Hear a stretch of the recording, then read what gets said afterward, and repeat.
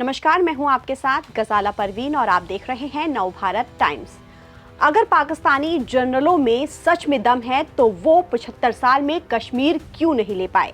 अफगान तालिबान सरकार के अधिकारी पाकिस्तान की गजब बेइज्जती कर रहे हैं, जिससे आतंक का कारखाना पाकिस्तान तिलमिला गया है।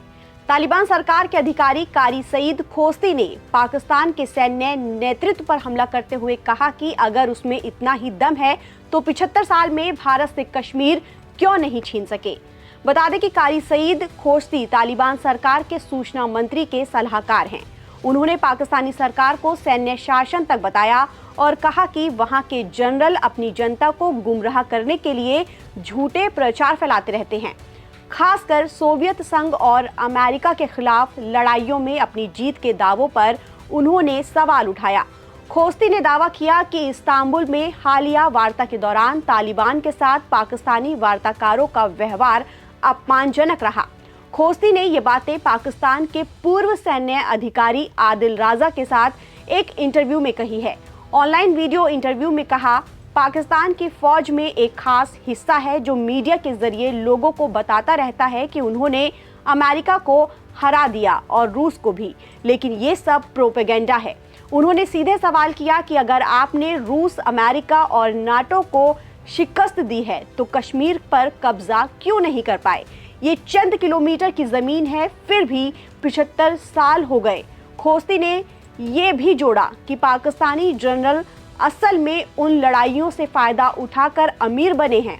उन्होंने जमीनें खरीदी, बंगले बनाए और यहाँ तक कि द्वीप भी हासिल किए। उन्होंने कहा कि सोवियत संघ के खिलाफ मुजाहिदीन की जंग और अमेरिका के खिलाफ पाकिस्तान की 21 सालों की जंग में पाकिस्तानी सेना का कोई खास रोल नहीं था। ये अफगान लोगों के संघर्ष का नतीजा है। अमेरिका ने 21 साल में पाकिस्तान को अरबों डॉलर दिए, लेकिन ये पैसे जनरलों की जेब में गए। वो करोड़पति बन गए, अरबपति बन गए, जबकि अफगानिस्तान ने सब कुछ सहा। खोस्ती ने पाकिस्तानी सैन्य नेतृत्व को फौजी हुक्मरान कहकर निशाना बनाया और कहा कि उनके दावे खोखले हैं। खोस्ती का ये बयान ऐसे वक्त में आया है जब पाकिस्तान और तालिबान के बीच तनाव काफी ज्यादा बढ़ चुका है।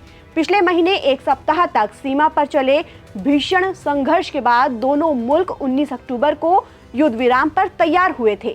हाल ही में इस्तांबुल में वार्ता में इस विराम को आगे बढ़ाने पर सहमति बनी है, लेकिन दोनों देशों के ओर से तनाव अभी भी बना हुआ है और बयानबाजी का दौर भी जारी है।